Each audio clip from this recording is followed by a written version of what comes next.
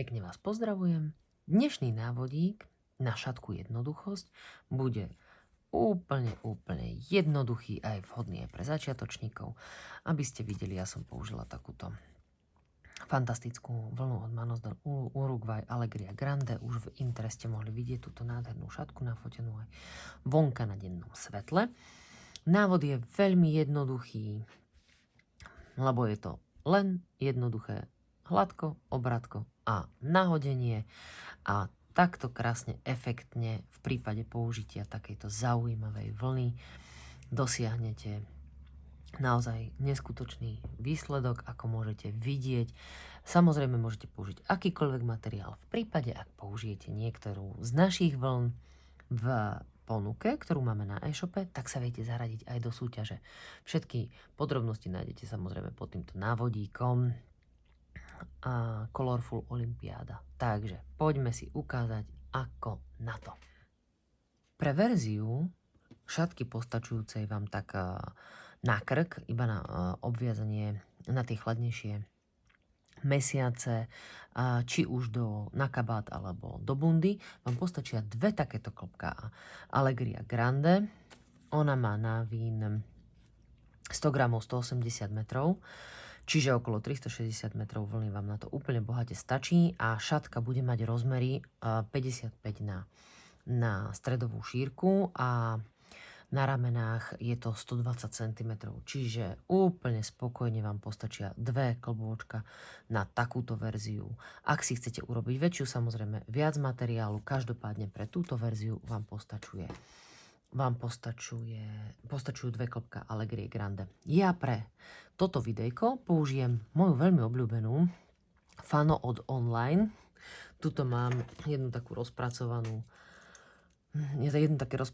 klopko, 6 ihlice k tomu, takže môžeme ísť na to.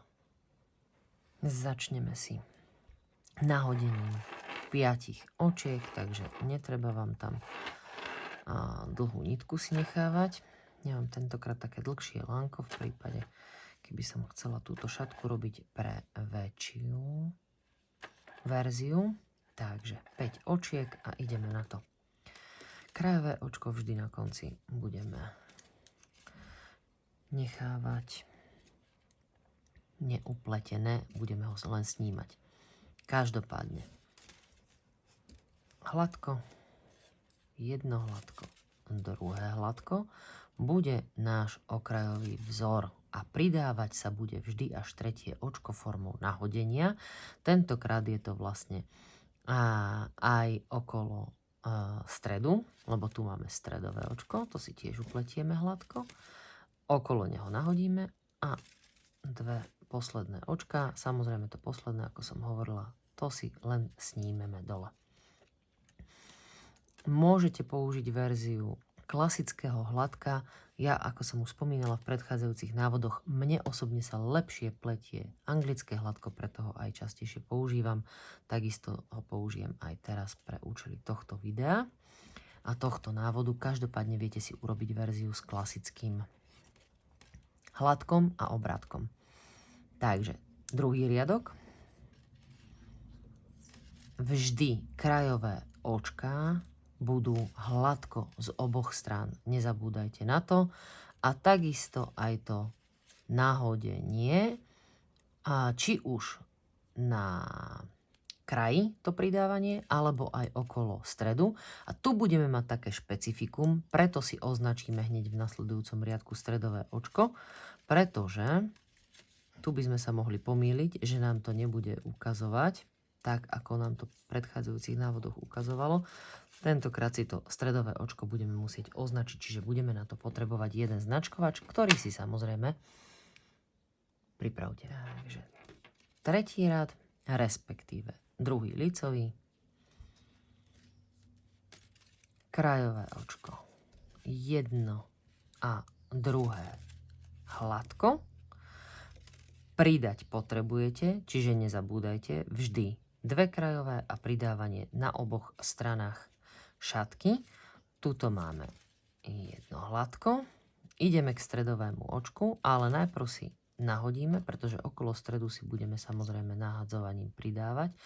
Hop, a tentokrát vidíte, sa mi stalo presne to, keď použijete nesprávnu veľkosť značkovaču, nakoľko mám 6 ihlice, tak pozrite sa, tentokrát toto nie je vhodný značkovač. Takže si ho hneď dáme aj bokom a mám tu po ruke tento môj slimáčik klasický, bude dobrý. Tu mám stredové očko, okolo stredového samozrejme nahodenie aj z druhej strany. Jedno hladko a pre každý prípad, kým si zvyknete, si označte aj tieto krajové nahadzovania, a to tým spôsobom, že pred nimi si posunieme jeden značkovač, aby sme nezabudli, že tam sa nahadzuje. Toto si len snímem. Tak, máme tretí riadok, ideme na ďalší. Použijem túto svoju čarovnú krabičku, ktorú vám vždy ukazujem, lebo je to skvelá pomocka. Máte tu rôzne typy značkovačov. Tentokrát stredné. Nie malé, nie veľké, ale stredné značkovače. A ja vám presne poviem, prečo som si vybrala jeden iný. Ten si dáme na začiatok riadku. Aby sme vedeli, ktorá strana je lícová, kým nám to nezačne ukazovať. Niekedy to môže robiť problém, ale tuto na začiatku by to už hneď po začiatku vlastne by to už problém robiť nemalo. Čiže dve očka hladko. Tuto si pekne, krásne, to je koniec riadku, dám oranžový značkovač hladko. Pozor, tu robíme obrátko, nakoľko ideme robiť ten vzor z lícovej strany hladko. Čiže nahodené pridávané očka hladko, aj stredové očko. Tu si ho odznačíme, dáme si tam slimáčiky bokom, dáme si klasický značkovač na pletenie, uzatvorený.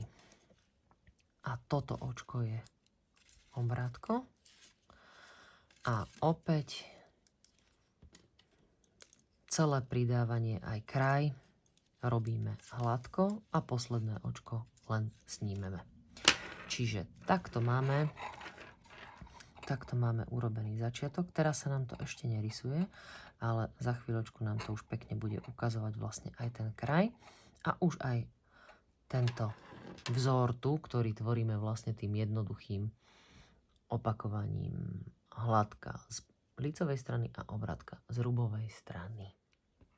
Tak, posunula som sem už aj šatku, aby ste videli, nakoľko si opäť prácu preskočíme hneď po tomto riadku. A opäť hladko dve krajové očka. Presuniem si značkovač, ktorý mi označuje začiatok riadku. Nahodím, čiže pridám.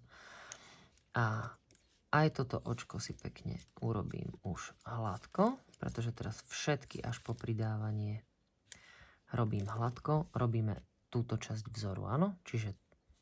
Čiže toto máme vlastne hladko z lícovej, obrátka z rubovej strany. Pred stredovým očkom nahodím, pridávaním stredové očko upletiem z lícovej strany aj z rubovej hladko. Opäť nahodím, keďže máme lícovú stranu, tak všetky očka až po okrajové sú hladké. Nahodím si a krajové dve očka neštandardne sú hladko a posledné len zložené, alebo teda sňaté dole. OK, tuto to ešte takto pekne neukáže ako na tejto šatke, ale teraz ideme robiť vlastne túto časť vzoru, ktorú si urobíme mimo videjka, nakoľko tu máme 10 riadkov a lícová strana, táto časť hladko, z druhej strany z rubovej obrátko, áno, a pridávanie na začiatku, na konci, tak ako sme si ukázali len v lícových radách a okolo stredového očka. Takisto všetky tieto očka pletieme vždy z obidvoch strán hladko. Poďme si to urobiť. Takže som si urobila tuto tých spomínaných 19 riadkov. Nezabudnite, krajové očka, nahodenie, tu pridávanie, čiže nahodenie aj stredové očko. A takisto aj tieto sa v obidvoch radoch, čiže aj v licovom, aj rubovom, vždy pletú hladko. Potom vám vychádza pekne toto takéto osmičkovanie, takéto kríženie, ktoré nám tu vytvára vlastne ten vzor oproti tomu hladkému kontrastu. Pre istotu si ukážeme ešte raz rubovú radu a potom už vlastne prejdeme na túto časť vzoru, ktorá je zase veľmi jednoduchá, lebo tam vlastne budú obe, aj lícová rada, aj rubová rada, pletená len hladko, čiže tam je to úplne jednoduché. Ale každopádne ešte táto rada jedenkrát na ukážku. To znamená, že hladko, hladko a hladko, to je to, čo hovorím. Tieto sa pletú samozrejme mimo toho krajového očka vždy hladko všetky. A teraz obrátko, každé očko a nepomýliť sa v tom, že vás bude navádzať to stredové pridávanie, ktoré sme robili vlastne formou nahodenia, a upliesť ho obrátko. Nie, pletieme ho hladko z tej rubovej strany.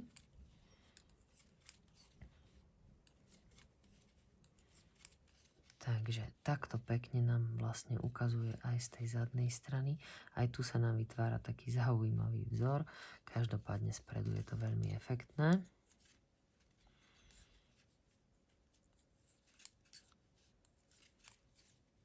No a tu máme toto. Nepomýliť sa, už aj mne ťahalo očko automaticky, ale nie hladko, aj stredové očko hladko.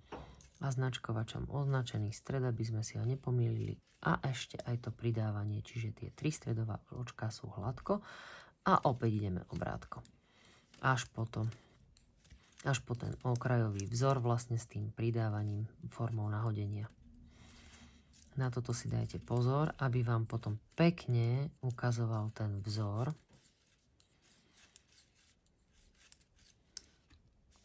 Takto pekne vám vlastne ukáže ten vzor. Aj tu je pekne vidieť tie osmičky. Dokonca na tejto fano, preto som aj zvolila tú hrubšiu verziu vlny, aby ste videli ešte aj na takejto nie frkanej, ale iba takejto mierne melírovej s postupnými farebnými prechodmi, ako pekne to ukáže. Preto jednoduchosť. A opäť sme tu.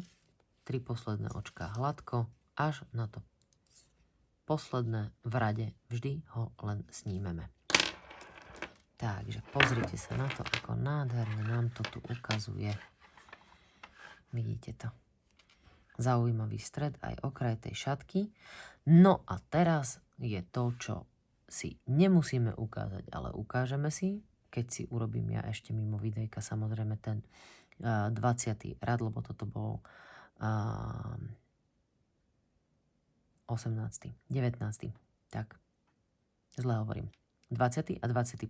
tak, lebo vlastne my už ideme túto vzorku, ale tá vzorka je vlastne spojená aj s jedným riadkom lícovým radom hladka a potom sa nám ukáže vlastne to obrátko rubové a to si vlastne ukážeme, ako budeme robiť.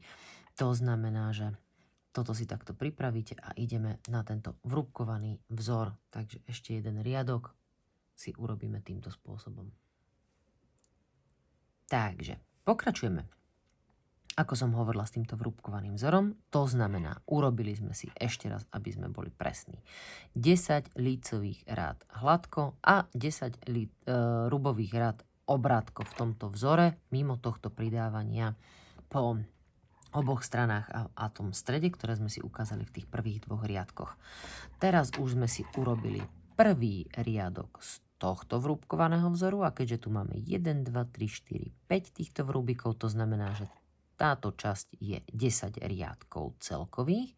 To znamená 5 krát hladko z lícovej strany a 5 krát hladko takisto z rubovej strany. Poďme si ukázať, nakoľko už ja ten prvý rad hladko z lícovej strany mám urobený, keďže je totožný, ako bola vlastne táto časť.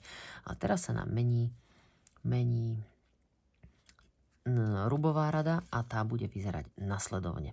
Čiže krajové očká klasicky hladko, všetky 3. A samozrejme, tým, že chceme dosiahnuť toto vrúbkovanie, tak aj všetky ostatné očká v tomto riadku budú uštrikované hladko.